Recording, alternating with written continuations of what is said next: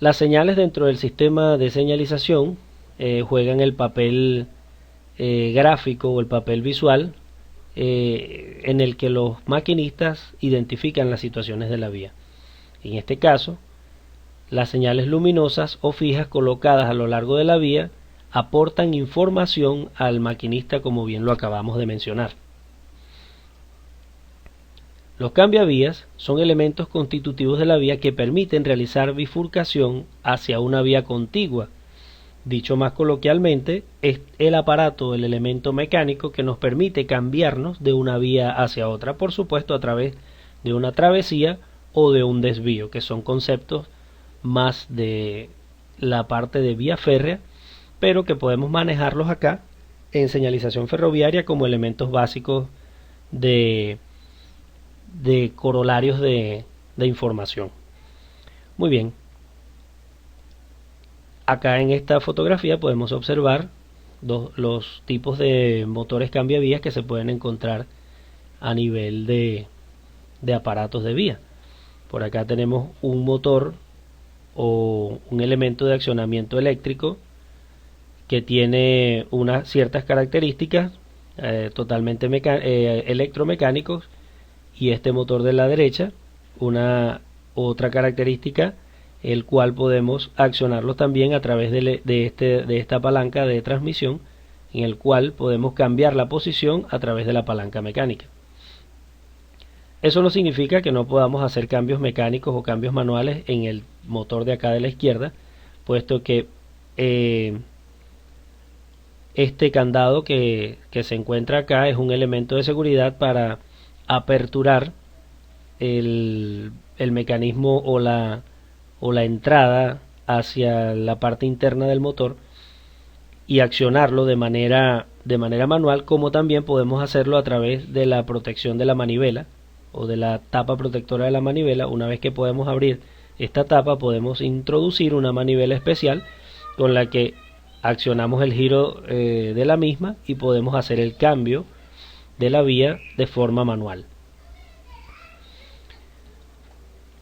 Hablemos ahora de los enclavamientos. Este permite el mando y supervisión de todos los elementos del sistema de señalización. Como concepto básico, un enclavamiento no es más que la relación, sea compatible o no, entre dos o más elementos de la vía. ¿Qué pasa con esto? Según la condición en la que se encuentre un elemento, podemos accionarlo basándonos en la posición en la que se encuentre el otro elemento. Esto es lo que se llama relación de enclavamiento, relación de compatibilidad o incompatibilidad. Ahí hay enclavamientos conjugados y no conjugados. Muy bien. Los enclavamientos están compuestos de principalmente una señal, ¿verdad? La aguja y la contraaguja, señaladas acá en el gráfico. Esta es la parte de la aguja y la contraaguja es la parte posterior del riel con la que choca o hasta donde debe correr la aguja, y por eso se le llama contraaguja, por supuesto. El puesto de mando local y una estación, si estamos hablando de estaciones propiamente dichas. También podemos hablar de vía general, donde la estación no va a existir, sino zonas de maniobra en puntos específicos de la vía. En esta diapositiva podemos observar algunos tipos de elementos componentes de un sistema de señalización. Por acá observamos lo que vimos en un principio, lo que son los motores cambiavía. Por acá vemos las señales luminosas a base de semáforos, las juntas aislantes o ligas de impedancia, también conocidas con ese nombre, que no son más que un transformador en vía, instalado en vía, los relés de conmutación o elementos finales de ejecución que les mencionaba en principio, y un sistema CTC o una sala de CRT, una sala de comando, que es desde donde se emiten las órdenes y señales a participar en la vía.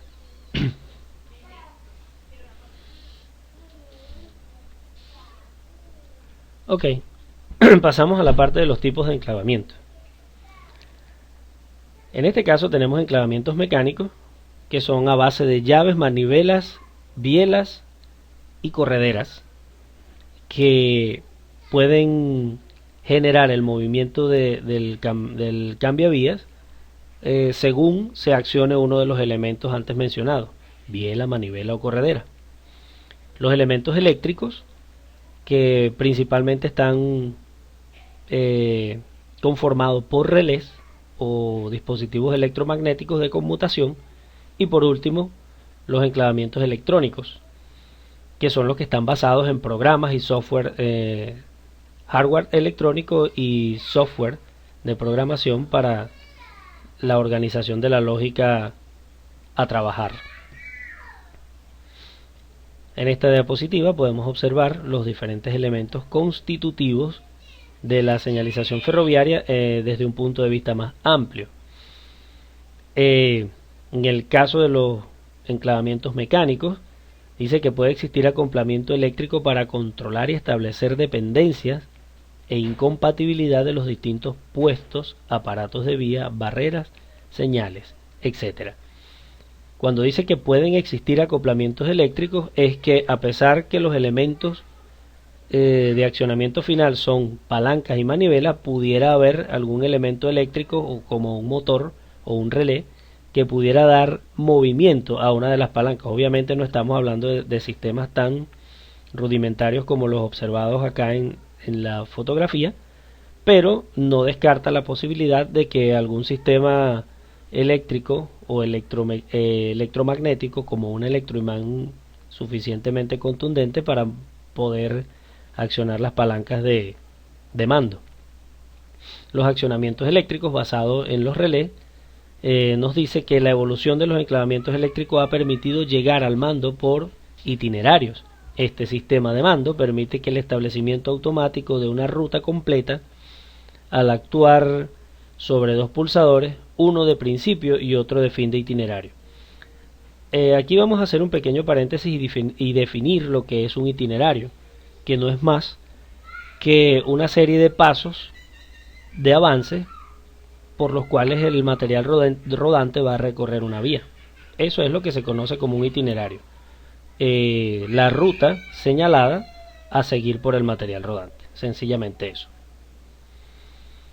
Llegamos al punto de los enclavamientos electrónicos. Como les mencioné en un principio, está conformado por un hardware netamente electrónico, hablando de PLC o algún tipo de autómata, el cual recibe órdenes definidas por una lógica de programación o un software instalado según criterios de seguridad específicos. Siguiendo con el tema de los tipos de enclavamiento, encontramos los enclavamientos mecánicos, que son todos los elementos de campo se controlan utilizando elementos mecánicos. Como les mencioné en un principio, estamos hablando de bielas, manivelas y correderas cuyo accionamiento me provocan una acción, sea de no permitir o permitir el paso de un material rodante. Y los enclavamientos eléctricos, donde se usan relés y una lógica cableada. Existen en la actualidad dos tipos de lógica cableada, de enclavamientos eléctricos: los cableados libres y los sistemas geográficos. Este cableado libre forma parte de los sistemas rudimentarios que todos conocen. No es más que un relé y cuya transmisión de energía, que es la energía eléctrica, se hace a través de cables. Y los sistemas geográficos ya es un sistema un poco más avanzado, donde estamos hablando de los GPS transmitiendo radioseñales o radiofrecuencias a un sistema de mando principal, y desde allí esta señal se transmite vía corriente eléctrica para el accionamiento de los relés.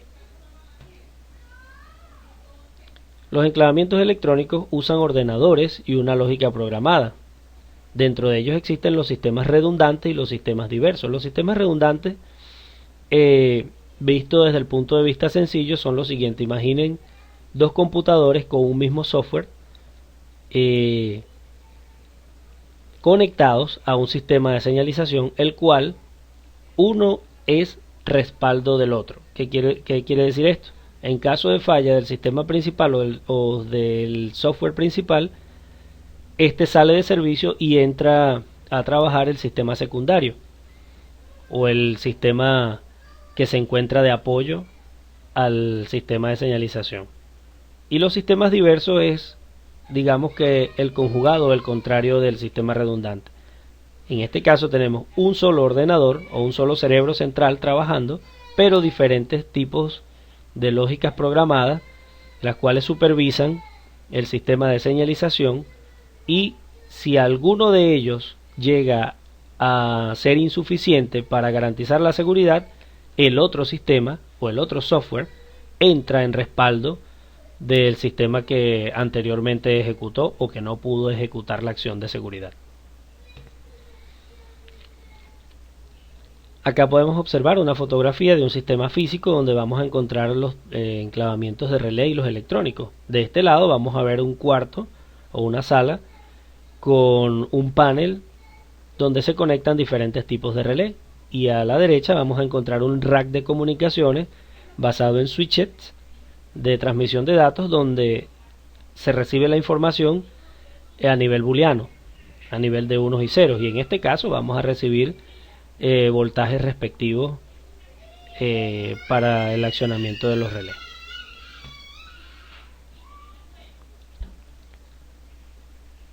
Llegamos al punto de hablar de los bloqueos. El objetivo de los bloqueos es garantizar la seguridad de la circulación de los trenes. Para todos los sistemas de bloqueo se define como cantón el tramo de vía protegido en el que normalmente no debe haber más de un tren.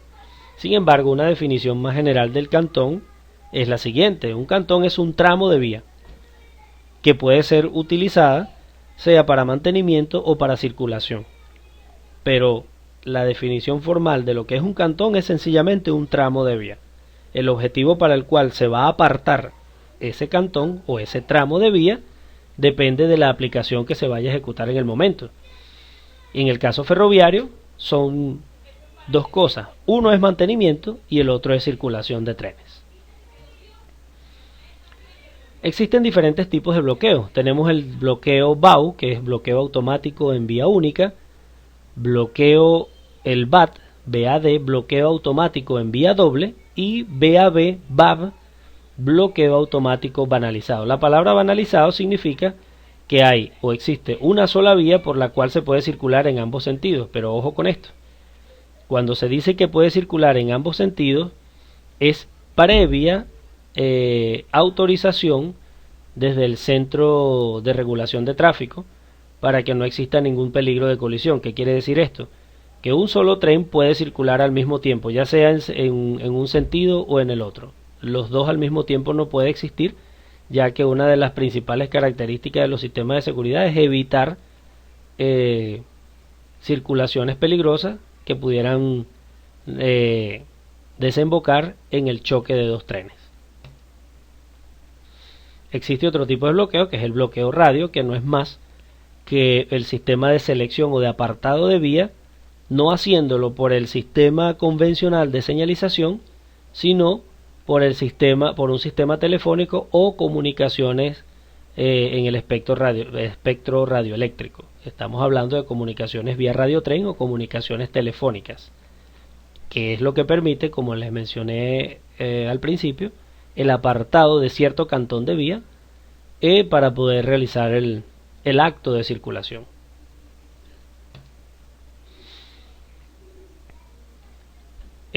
Sistemas de ayuda a la conducción. Dentro de estos sistemas encontramos los sistemas ATP y algunos que ya mencionamos al principio de esta unidad. Sin embargo, en este momento hablemos del sistema ATP, que es el sistema de protección automática del tren.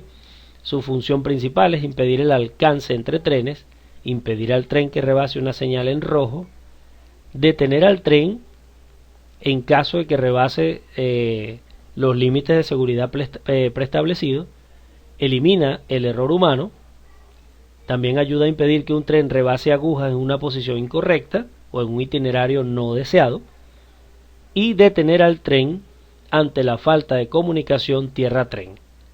Cuando se habla de comunicación tierra-tren, solo estamos hablando de un centro de control de tráfico con el tren que se está moviendo por las diferentes longitudes de vía.